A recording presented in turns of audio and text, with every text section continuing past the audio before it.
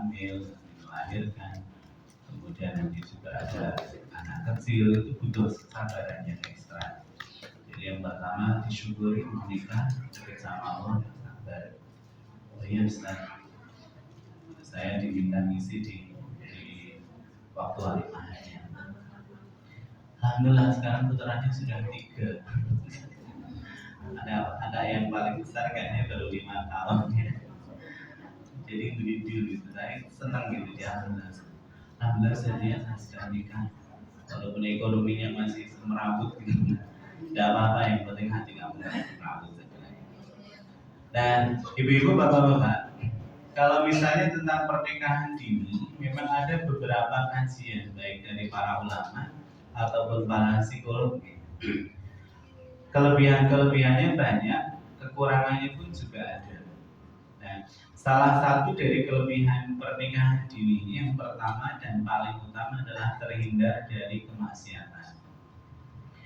Saya itu pernah ada tamu datang ke pondok rawuh, terus cerita-cerita, intinya itu prihatin pergaulan anaknya, karena ada kejadian di Solo ini, ada seorang perempuan masih usia SMP, umur 12 tahun, pacaran dengan cowoknya gitu.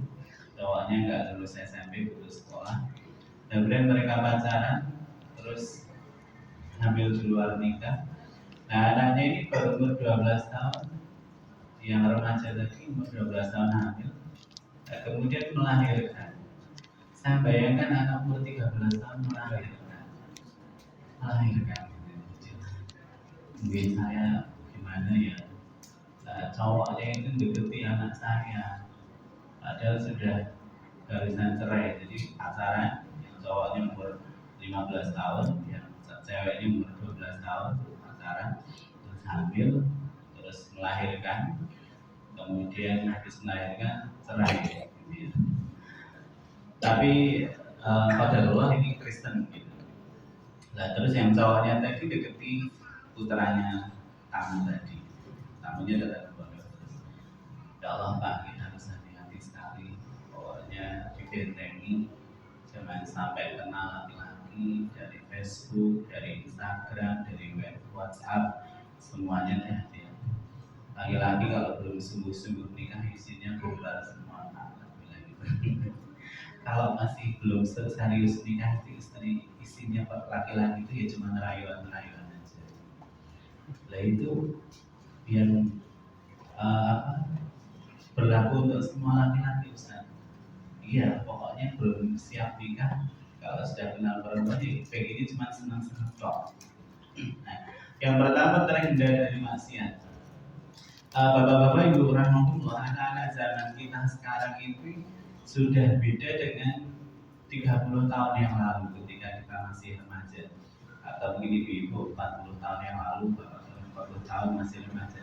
Anak sekarang itu nggak bisa dibilang polos, karena pelajaran saya dulu, kalau ibu-ibu seumuran saya, itu kebanyakan jelitan gitu, 50 tahun apa lolita masih 50 tahun, dan ada yang baru 20 tahun 20 tahun laku ya, lakunya gitu. Dan pelajaran organ reproduksi, kehamilan, dan pelajaran biologi kita dulu kelas 3 SMP itu sekarang dipelajari kelas 5 SD. Jadi kelas 5 SD itu program IPA, mata pelajaran IPA di SD dan MI. Kelas 5 itu mempelajari organ reproduksi, kehamilan, dan bagaimana bisa punya anak. Sehingga itu yang dari sekolah. Kenapa dari sekolah ataupun madrasah punya kurikulum begitu? Karena di internet itu anak-anak sudah bisa lihat sendiri. Sehingga maksud dari sekolah membentengi supaya tidak ada kehamilan di luar nikah, tidak ada hal-hal yang diinginkan, yang tidak diinginkan. Dan sekarang anak-anak SD itu kelas 5 SD sudah banyak yang haid, kelas 6 SD sudah banyak yang mimpi basah. Kalau dulu kita kan umur 14-15 tahun ya, banyak kan haid dan menstruasi dan mimpi basah itu. Dan ketika ada anak yang ingin nikah dini, maka keistimewaannya, kelebihannya adalah terhindar dari maksiat.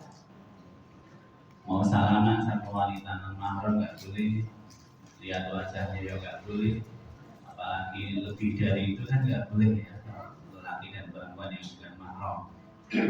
Dan yang laki perempuan juga sama, mungkin perempuan sudah ada pengen punya pendamping, ya, pengen pacaran, gitu, pengen diperhatikan, gitu, macam-macam. Padahal belum nikah ya nggak boleh juga, harus bentengi diri. Kemudian kelebihan yang kedua, kalau punya rencana pernikahan dini, maka ketika bapak dan ibu bisa lihat juga, misalnya anak kita itu nikah umur 20 tahun, maka nanti ketika umur 40 tahun, anaknya mungkin sudah kelas 3 SMP, anaknya sudah kelas 1 SMA, sehingga masih bisa kuat mendampingi gitu. Nah, kalau takdir Allah misalnya setelah nikah langsung diberi anak ya. Jadi kadang-kadang saya kalau taklim kan dinasihati kan ada santri, tanya, kamu anak berapa? Anak pertama. Adiknya berapa? 2 besar. 1 SD, yang 1 masih 2 tahunan. Pernah nggak misalnya tahu bapak kamu kelahiran tahun berapa? Kelahiran tahun 82. Seumuran gitu. Ternyata memang apa ya? Jadi anak-anak yang sudah kelas 2 SMA bapaknya masih seumuran saya misalnya gitu. Ini salah satu kelebihannya kalau pernikahan dini. Misalnya nikah usia dini, umur 40 tahun masih gagah, masih bisa dampingi anak, masih bisa misalnya nanti anaknya punya anak laki, punya cucu, misalnya umur 60 tahun masih bisa lihat cucu, masih semangat gitu. Ini kelebihannya. Kemudian kelebihan yang berikutnya dari pernikahan dini menurut para ulama adalah bisa memiliki putra yang banyak. Ya, insya Allah ya, meskipun takdir Allah ya, punya anak itu ada yang memang dianugerahi Allah anak tunggal, ada yang punya anak cuma 2, ada yang mau berhenti punya anak susah gitu. Alhamdulillah semuanya disyukuri. Kadang kalau santri yang sananya, kamu berapa bersaudara? Saya cuma sendirian. Jadi ada beberapa santri Al-Fatih anak tunggal itu saya tanya, gimana jadi anak tunggal?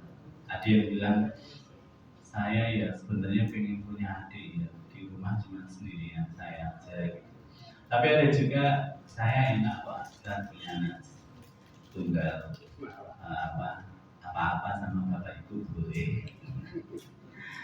Dan juga ada, enak nggak Bu jadi anak tunggal?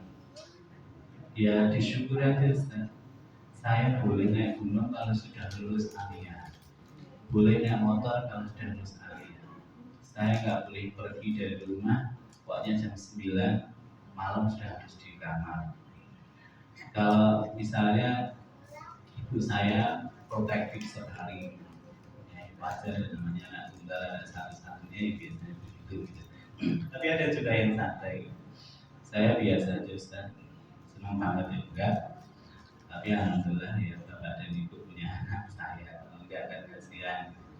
Nah, jadi kelebihannya bisa punya putra banyak. Ibaratnya kalau misalnya umur 20 tahun nikah, terus berhenti punya anak mungkin umur 45 tahun.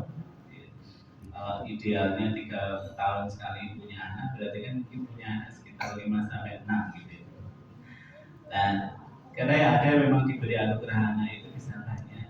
Alhamdulillah Ustaz Fatul sekitar 3 minggu yang lalu putranya yang ke-12 sudah lahir. Yang sampingnya Ustaz Fatul itu Ustaz Ali putranya juga 10 ya. Tapi di Al-Rafi juga ada beberapa ustaz-ustazah yang belum punya putra meskipun sudah bertahun-tahun menikah. Ini takdir ya. Kemudian yang terakhir dari kelebihan pernikahan ini adalah berbahagianya bisa lebih lama daripada yang nikahnya terlambat. Gitu ya. Agak unik kalau ini karena saya baca dari psikologi gitu, dari salah satu dari kelebihan pernikahan dini itu bahagianya lebih lama. Di saat yang lain mungkin masih kuliah, masih ngejar S1, S2, nggak boleh pacaran, yang sudah nikah boleh apa saja gitu ya. Nah, kemudian misalnya sudah dewasa sejak dini, umur 21 tahun punya anak, terus nanti harus segera punya rumah, segera punya apa. Jadi kedewasaannya memang lebih ditantang.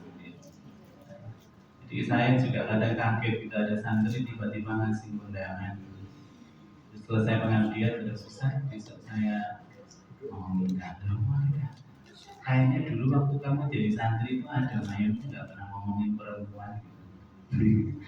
Iya Ustaz, saya mau nikah daripada pacaran. Insya Allah. Ternyata setelah nikah saya baru tahu ternyata bapak mertuanya itu dulu salah satu karyawan di Al-Irsyad Salatiga. Terus ketawa sekali sama saya, Ustaz, ternyata anak saya nikah sama santri antum gitu ya. Nah, seneng dia begitu. Saya pokoknya nanti walimah harus ke rumah Salatiga ya gitu. Ya, cerita-cerita, Ustaz, saya senang banget punya mantu santri, apalagi manut, anaknya juga apa-apa bisa. Cuman saya itu kemarin agak prihatin. Nggak beribun Pak. Nah ini mau nikah kok yang jadi saksi temannya sendiri, yang lamarkan juga kakak kelasnya, kemudian mau nikah nggak mau jadi saksi nggak bawa KTP, mana satu-satu yang lain gitu. Boya Ustaz yang lamarkan gitu. Nah ini nggak tahu bahwa saya nggak dikasih tahu ketika santri juga ada mayat ada menang anak-anaknya gitu. Nah, ternyata seperti dikiranya nikah itu yo nggak rembuk tua gitu. Teman-temannya nanti kamu jadi saksinya ya. Mbak, ini ya pas di sana saksinya mana? Ini bawa KTP enggak. Terus yang nanti mau melamarkan ini kakak kelas, ini teman sekolah saya tulisnya nikah. Oh, jadi yang melamarkan teman sekelas, yang jadi saksi kakak kelas. Saya itu juga akhirnya dilapori terus gede-gede bocah sambil sore nikah gitu. Kadang begitu, gemes gitu ya. Padahal kalau namanya nikah itu urusan besar gitu. Orang tua harus ngasih tahu, orang tua harus ngasih tahu, terus rembukan, laporkan ke pondok, nanti pondok ngirim ke sana, melamar ke sana gitu. Tapi karena anak ini pengen diem-diem tanpa pacaran, terus yang penting sah, alhamdulillah gitu.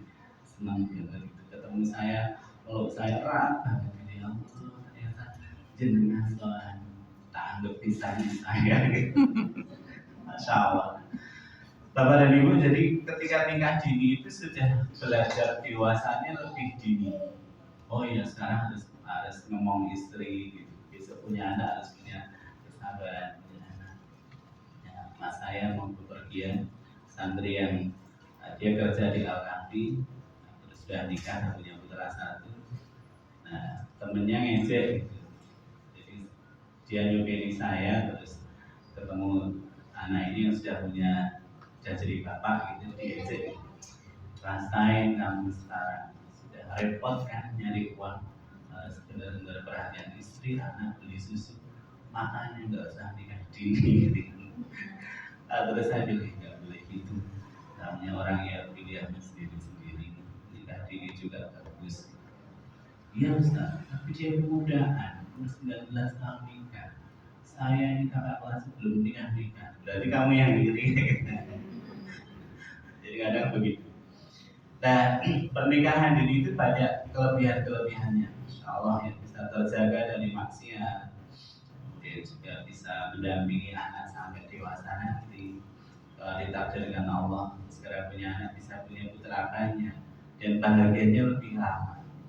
Mau berdua, mau kemana-mana sudah sah, sudah tidak menimbulkan fitnah. Tapi pernikahan dini ini juga bukan tanpa kendala, Bapak Ibu. Jadi nanti dipahamkan kepada anak saya juga gitu. Nah, saya itu ceritanya kan, alhamdulillah belum punya rumah ya, tapi kemarin di Menara Quran ada kapling membuat perumahan. Jadi saya punya mau buat rumah di belakang TK sama sudah punya tanah di dekat Menara Koran. Nah, saya ngajak anak perempuan saya sama yang nomor 2. Anak perempuan saya paling besar baru kelas 4 SD. Mbak, itu Abah sama Umi kan beli tanah di situ. Nanti buat di Zabran, rumahnya di sini. Terus nanti Abah sama Umi rumahnya di belakang satu Islam. Terus ada anak yang perempuan, lah terus aku nanti rumahnya di mana? Ya kamu nanti kalau nikah ya ikut suamimu, gitu.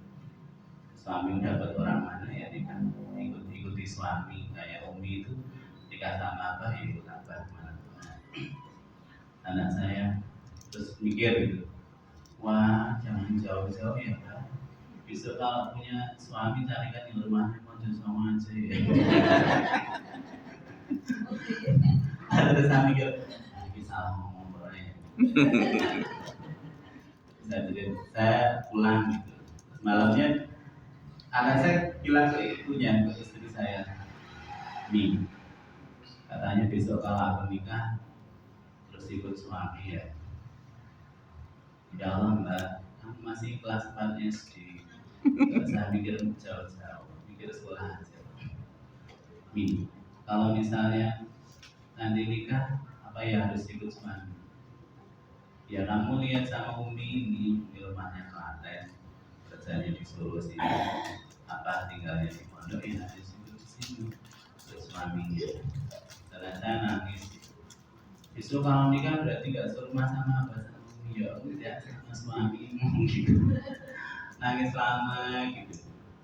Terus dipeluk sama istri saya, terus itu masih lama, masih 10 tahun lagi, 11 tahun lagi. Yang penting kamu sekolah, lulus SD, nanti masih MTS, masih aliyah, masih kuliah gitu.